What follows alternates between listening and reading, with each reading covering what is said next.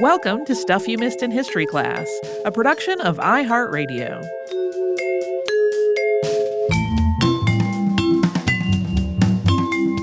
Hello and welcome to the podcast. I'm Holly Fry. And I'm Tracy V. Wilson. Tracy, it's been like 5 whole months since we had an Eponymous Foods episode. That's so long.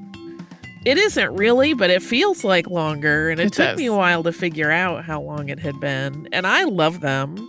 And this one was inspired by a thing I will happily tell you on Friday because it made me laugh. Or maybe I'll tell you in the course of the show. Who knows? Anything can happen. But we're going to talk about 3 eponymous foods. And today we have one that's a really beautiful dessert. We're going to do some myth busting about a very common foods invention. And we'll have a very sweet finish with a much loved candy. We're going to start with crêpe Suzette. This is a buttery, citrusy dish featuring the classic French crepes, which you may also hear people say crepes.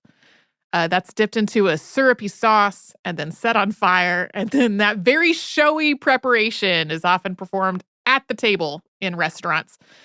The crepes are then plated, sometimes while still holding a little bit of blue flame, and then sauce is drizzled on top of that. And the main claimant to the dish's invention is a French chef named Henri Charpentier. His life story, as told in his biography, Life à la Henri, is a wild one. It is full of thrilling encounters with important and famous people from the time he was very young. And it's sort of cute because he seems to recognize that this seems all unbelievable because he notes at the beginning of the work that it sounds both incredible and boastful, but he reassures the reader, quote, I am of Nice, and we Niçois do not boast. Charpentier was born, as he noted, in Nice in 1880, and then spent his early childhood in Caen. His father, who had been a lawyer, died after falling from a horse just a few days after Henri was born, and that left Henri's still teenage mother in a state of grief and also financial uncertainty. Those circumstances led to him being fostered by another family headed by a man named Rousson Camus, and that's how he moved to Caen. According to Henri, his birth mother last visited him when he was either 5 or 6, and then she died not long afterward. He described his foster mother's cooking as deeply influential on him, noting, quote, we had little money in the Camus family, but we had big appetites. However, my Maman Camus, when she had nothing, she could still make something. At Christmas time, her bread would acquire a smoother texture, which was softer to the touch and had an exciting flavor. How was it done? 2 spoons of olive oil, 2 of sugar, and 4 of butter worked into the ordinary bread dough. But his Maman Camus also had an adult son who didn't live with the family. He lived in Nice, and his name was Jean. And Jean was a student of a name we often have mentioned on the podcast, and that is Auguste Escoffier. When Henri visited Jean at his work in the Grand Hotel in Monte Carlo, he immediately begged to stay there. And at the time, Henri was only 7, and Jean told him he needed to grow a bit more. He wanted to work at the hotel, and the family also needed financial help, which is how in 1890, when he was still just a kid of 10, Henri got a job on the French Riviera at the Hotel Cap Martin as a page boy. His foster brother Jean had become the chef there and had arranged for Henri to work and stay with him. And Henri wrote, quote, if you think it queer that one should begin the career of restaurateur while yet so young, I would remind you that the admirals of the English began as young and did not have so much to learn. He was, he wrote, very struck by the difference in lifestyle for even the kitchen staff as compared to his life that he had been living with his foster family, and wrote, quote, today when I think of the poverty of Caen and the richness with which I was in contact, I can cry afresh from the original emotion. In his time at the hotel, Henri made some errors that made some of the senior staff dislike him. But because he was just a small boy, a lot of the guests who came through found him very charming. He made bigger tips than a lot of his older colleagues, and a number of people and long-term guests treated him with a lot of kindness. He also started to learn more about cooking from watching his stepbrother as he prepared the dishes. He witnessed and assisted when nobles and royals were served. He met people like J.P. Morgan and the Vanderbilts. And he said that he witnessed a meeting between Queen Victoria of England and Empress Elizabeth of Austria. He described hoarding all of his tips from all of these people and then proudly delivering a small fortune to his foster mother when the travel season ended and he visited home. There's a really sweet passage in his biography where he talks about, like, he felt like the biggest man on earth as he walked through Caen, knowing that he had, changed the lives of his family. He moved on to other hotels along with his foster brother following the hospitality season around, and he was even sent by Jean to other hotels to learn from the chefs there. Most of these were positions granted young Charpentier as favors to Jean Camus because he was a pretty well-known chef at this point. And these were not always kitchen positions. He worked in just about every low-level job a person could in the hospitality industry. And then when Henri was 12, he was sent to England to learn to speak English and to learn from chefs there. After abruptly quitting his arranged job in London due to some poor treatment he felt on the part of his boss, he sought out Auguste Escoffier, who was head chef at the Hotel Savoy there, and he was given a job there first as a broom boy, although he quickly rose through the ranks to assistant waiter. But he was fired by the maitre d', and he soon found himself living on the street. He starved to the point that he almost died, and a policeman found him and brought him to a hospital, and he stayed there for a month while he recuperated. And then once he recovered, and there is a great dog story connected to all of this that we could talk about on Friday, he returned to France. All of this leads up to the invention of crepe Suzette. The 14-year-old Charpentier was working at the Café de Paris in Monte Carlo as an assistant waiter when Edward, Prince of Wales, got into the habit of going there for lunch every day. This, of course, is Albert Edward, son of Queen Victoria, who was nicknamed Bertie and would become King Edward VII. One day, when the prince came in, Henri was assigned to wait on him. And according to Henri's account, the prince and his party totaled 8 men and 1 young lady, who was the daughter of one of those men. And then the details of who all these folks were, they're not recorded beyond that. For this particular lunch, Henri told the Prince of Wales that he had come up with a sweet dish just for him. He was planning to make a variation of the French pancake or crepe that his foster mother had made for him when he was young. He described, cooked strips of lemon and orange peel that had been soaked in syrup along with her crepes, and he thought that he could make an upscale version of that dish. Incidentally, Henri also gave his recipe for crepes in the course of his narrative: 3 eggs, 2 tablespoons of flour, a tablespoon of water, a tablespoon of milk, and a pinch of salt mixed to the consistency of thick olive oil or a thin cream. Then melt, quote, a piece of sweet butter as big as 1 joint of your thumb, and when the butter bubbles, pour in the batter and spread it quickly to cover the bottom of the pan. He continues, quote, but keep the pan moving, for it is a tender substance, that paste. And then after a minute, you flip his crepes several times until they're nicely browned, and then you fold in half and half again, quote, like a lady's handkerchief. Charpentier also describes the way he prepared his sauce, which includes several kinds of sweet cordial alcohols.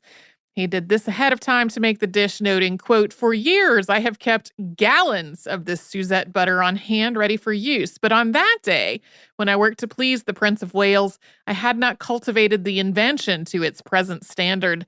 It was quite by accident, as I worked in front of a chafing dish, that the cordials caught fire. I thought I was ruined. The prince and his friends were waiting. How could I begin all over?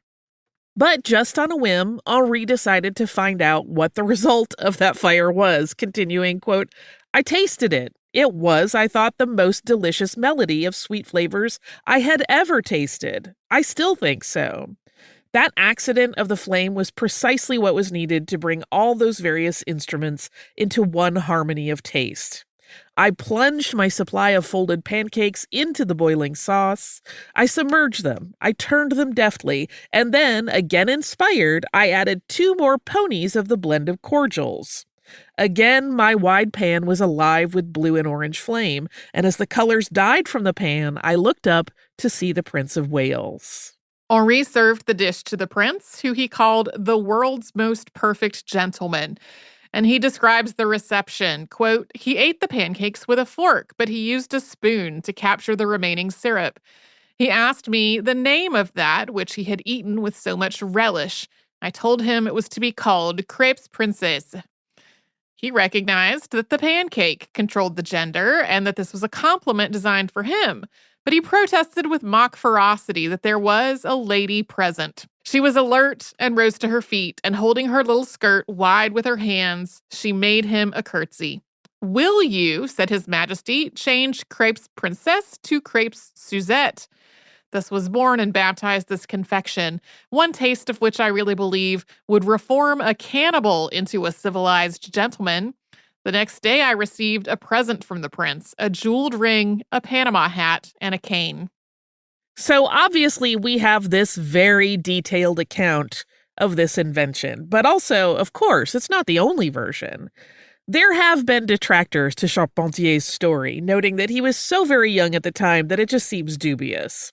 There are also versions that suggest that Henri had sanitized the story somewhat, and that the Suzette that inspired the name was not an innocent young daughter of a friend, but was actually the prince's mistress. There is yet another version of the story that credits Escoffier with creating the dish, though the Prince of Wales was still in the mix as the guest who first ate it. In that version, sometimes German actress Suzanne Reichenberg, who apparently went by Suzette, is supposed to be the namesake. It kind of seems as though some of the confusion may have come from the brief period before the dish was invented, when Charpentier worked for Escoffier. Worth noting here, the Auguste Escoffier School of Culinary Arts credits Charpentier and the story in his biography in its online recipe for crepe Suzette. Coming up, we're going to talk about a name that now applies to a whole food category and some of the falsehoods that go along with it. But first, we will pause for a sponsor break.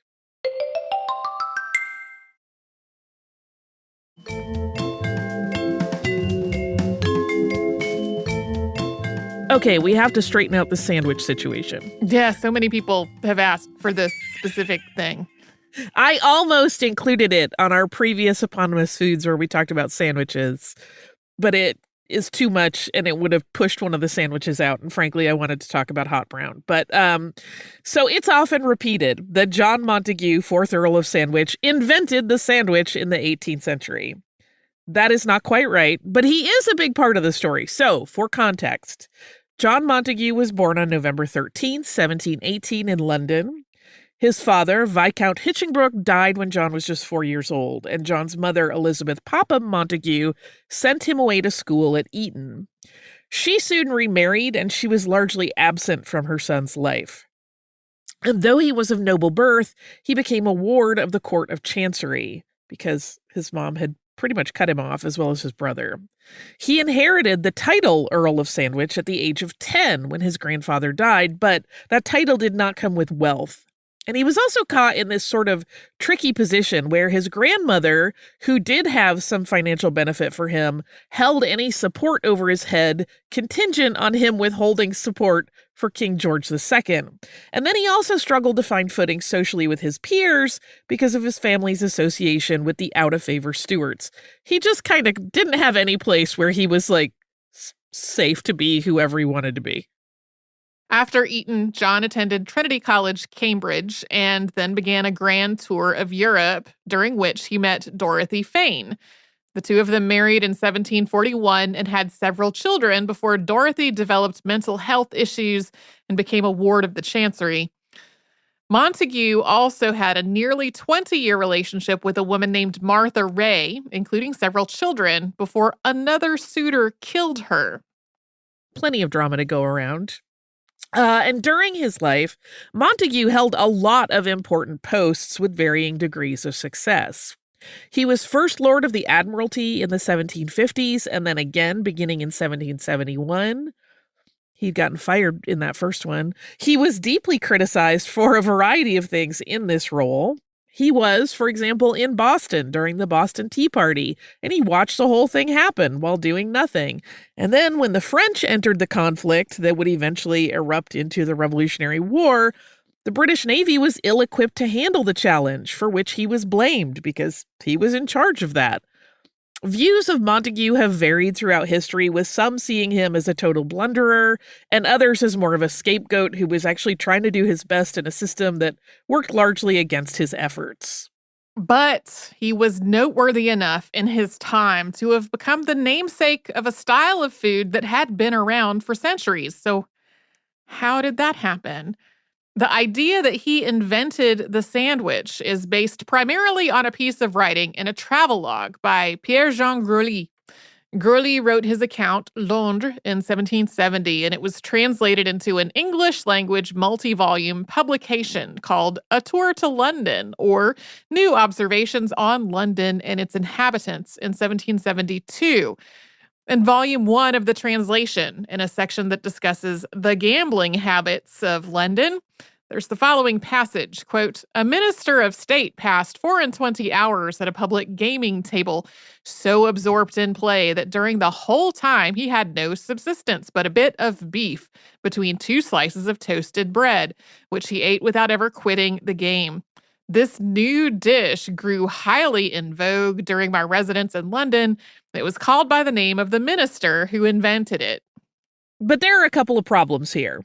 One, the 18th century was hardly the first time someone thought of putting bread and fillings together in the style that we would call a sandwich. We've talked about food history so often and the ways that people would combine bread with some other kind of food as a walk-around meal before that. It completely ignores, all of the Middle Eastern flatbread culture that had gone on and all of that culinary work. And the other problem is that we don't really know where Grosley got his information, and his account has been dismissed as gossip by various historians over the years. While Montagu retains a reputation throughout history for a variety of vices all of these years later, we still don't really know whether he had this infamous streak of gambling that kept him from leaving the table. It is just as possible that he requested the dish that would become known as the sandwich while working, or maybe that none of those things happened.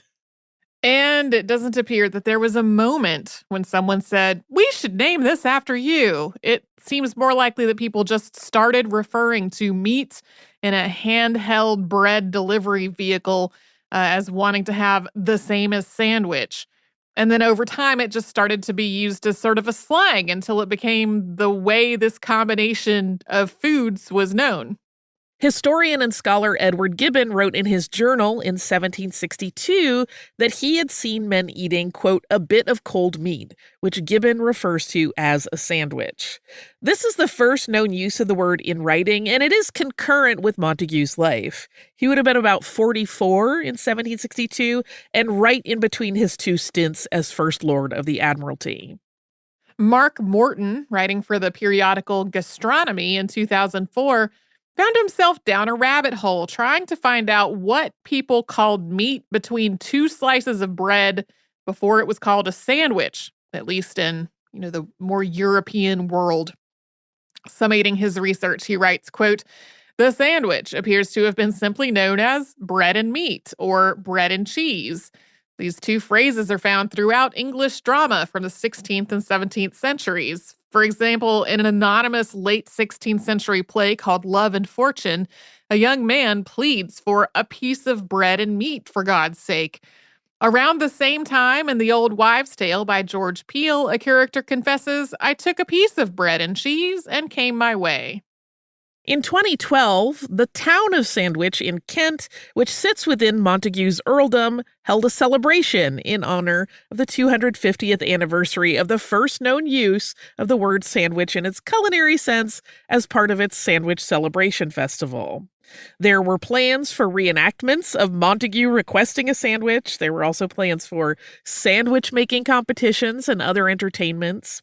The 11th Earl of Sandwich, also named John Montagu, was on hand for the festivities and told the press, quote, "It's bizarre that such an important food item should be named after us. My ancestor, the 4th Earl, could never have imagined that his simple invention would spawn a multi-billion-dollar industry employing hundreds of thousands of people in this country."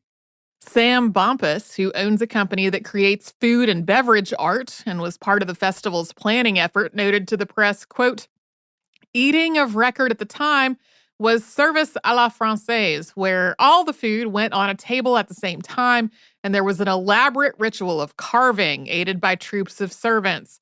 What you have with the sandwich is the shock of informality. He was a daring man to eat in such a way coming from his social background. Other people were probably eating in that way anyway, but they were people who weren't written about. I really like that he points out that that's the important thing, is that, like, here is a man with a title who's like, yeah, I'll eat with my hands. I don't need a knife and fork. And that really being kind of the more important part of the story. But as promised, we are going to finish off with a very sugary treat. But before we do that, we will hear from some of the sponsors that keep Stuff You Missed in History Class going.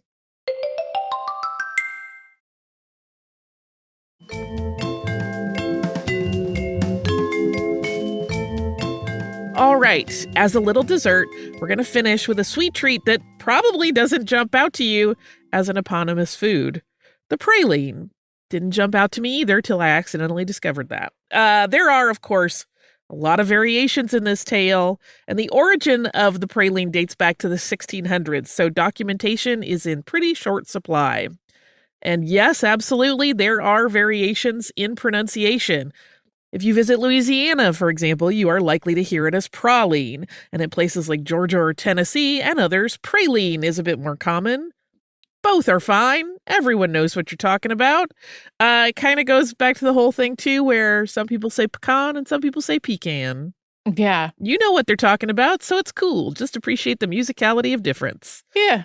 You don't need to write to us to tell us that we made your soul die or your ears bleed if you prefer the other one.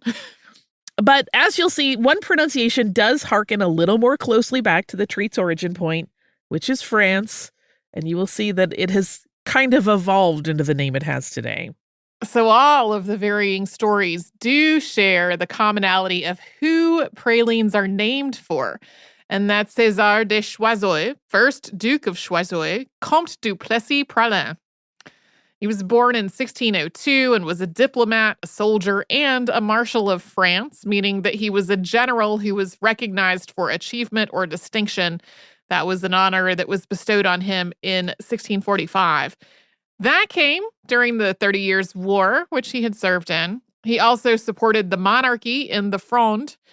It's that series of civil wars that we've talked about on the show before.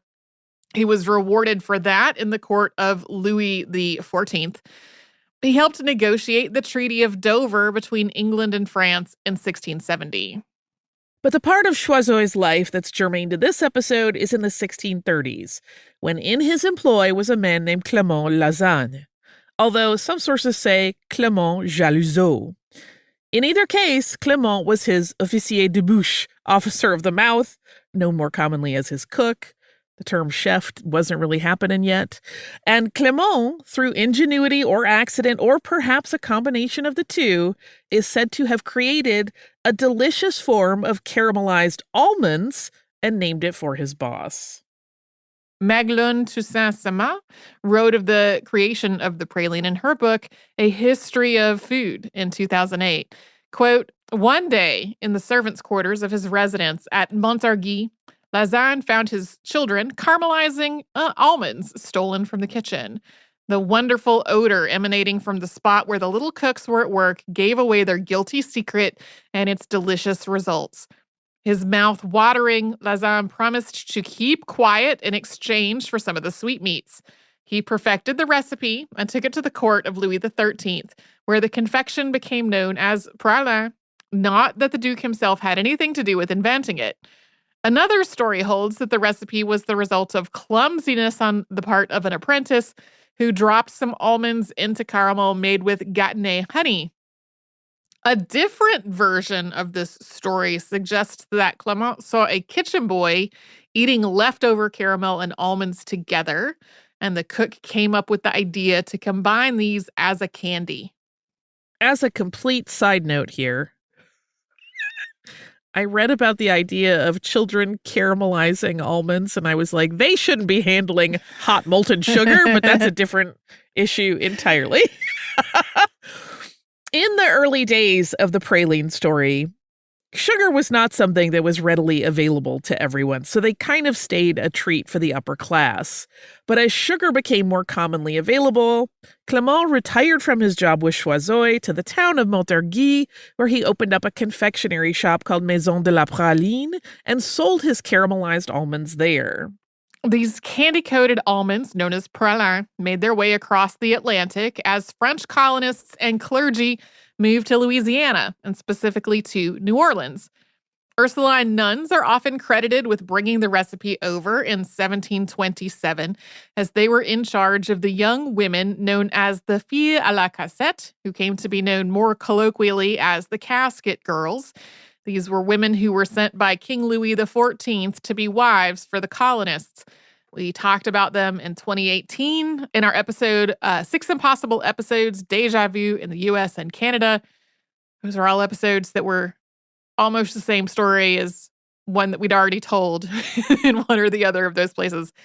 Once the nuns and other people of France made their way to New Orleans, they wanted to replicate the treat from their home back in Europe, but there was a problem in that almonds were not really plentiful on the Gulf Coast, but there were pecans, so they made a substitution. So over time, the recipe for pralines shifted to include a cream component. Today, you can find recipes that use heavy cream, some that use evaporated milk, others that use buttermilk, and even other variations on ingredients to give the finished candy that rich flavor and that very unique texture. Many names for the candy also emerged. So, like, if you look at cookbooks from the 1800s, you can find a whole lot of spellings because the word was anglicized by different people at different times, not referencing one another, and letters got dropped or added. There is even one that includes a W to spell it prawlings, like crawfish. Today, New Orleans still boasts incredible pralines made in a variety of ways. You can buy them in fancy shops or from street vendors, but Paris also still has Maison de la Praline, although that's not in its original location and has changed hands and closed and reopened as Maison de la Praline Mazet. It's currently located at 37 Rue des Archives. Yeah, you can go, but you're going to get almonds, and you're going to get it old school style, not the creamy version, but the candied version. But wait, there is more, because there's a Belgian version of the praline that is very different from the ones that we have been talking about. And this version is pretty interesting. It starts in a pharmacy with a name that you might be familiar with if you are into Belgian chocolates, and that is Neuhaus. Jean Neuhaus was a pharmacist in Brussels in the 1850s with a shop in the Galerie de la Reine. Neuhaus compounded medicines at his pharmacy, but he also sold sweets, which were also homemade. And in 1857, he had a clever idea. He made little candies that were actually medicine, covering the medicine with a chocolate coating to make it more palatable. This was a hit with the customers, and chocolate-coated medicinal candies were sold in the pharmacy for decades. In 1912, Jean Neuhaus died, and he left the business to his grandson, Jean Neuhaus Jr. And Jean had the idea that they could start making candies, just straight candies, the same way they had been making medicine chocolates, but all yummy sweet ingredients for that liquid filling instead of some kind of bitter medicine. And Jean Jr. borrowed the word praline for this concoction, already known as the caramel nut candy for the French almond version, to name his new chocolates. Initially, the company sold these Belgian pralines in paper cones, the way that you might get treats at an outdoor stand or a festival to walk around with. But that was a bit of a mismatch because the chocolate candies with this delicious filling weren't the kind of thing that you ate while just walking around. They were too delicate to really be carried very far in a cone without being damaged. So, enter Louise Agostine, Neuhaus's wife. She had the idea to sell these delicious chocolates in a gift box, and the ballotin was born. Today, Belgian pralines are still very popular, and Neuhaus includes chocolates in its lineup that are named for the company's early beginnings and innovators. So, for example, the Galerie is named for the shopping center that housed that first shop, and it has a dark chocolate exterior and a salted caramel finish, but there are a range of flavor options for the filling. The Jean has a filling ganache made with Peruvian cocoa. It's very dark chocolate and a very rich flavor. And the Louise has a milk chocolate ganache filling.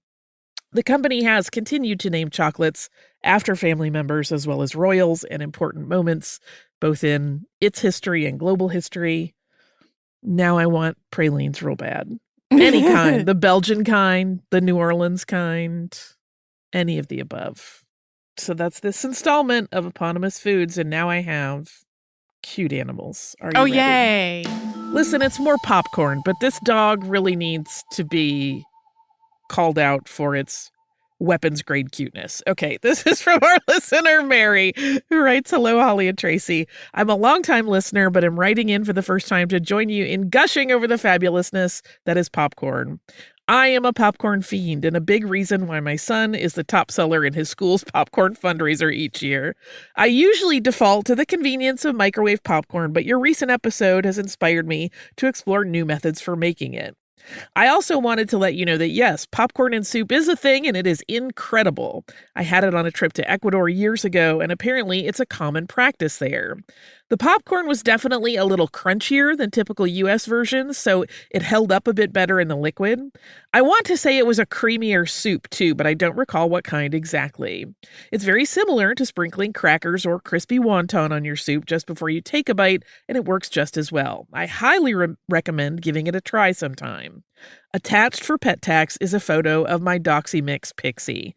She is queen of all she surveys, as are most dachshunds, but she is almost 15 years old, so she mostly surveys the couch these days.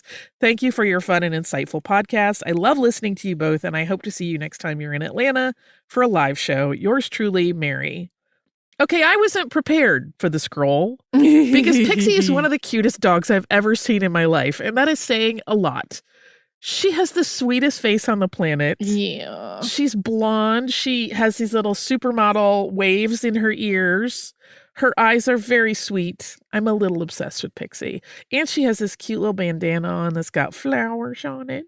She's so precious. I like the little pinked edge on the... Oh, it's the cutest, cutest, cutest.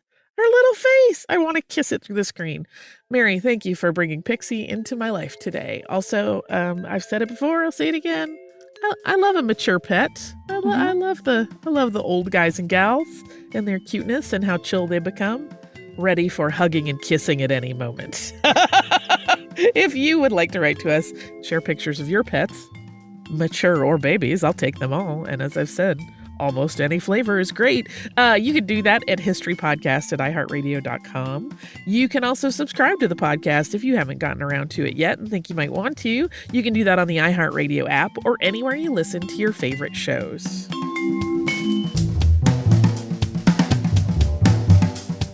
Stuff You Missed in History Class is a production of iHeartRadio. For more podcasts from iHeartRadio, visit the iHeartRadio app, Apple Podcasts, or wherever you listen to your favorite shows.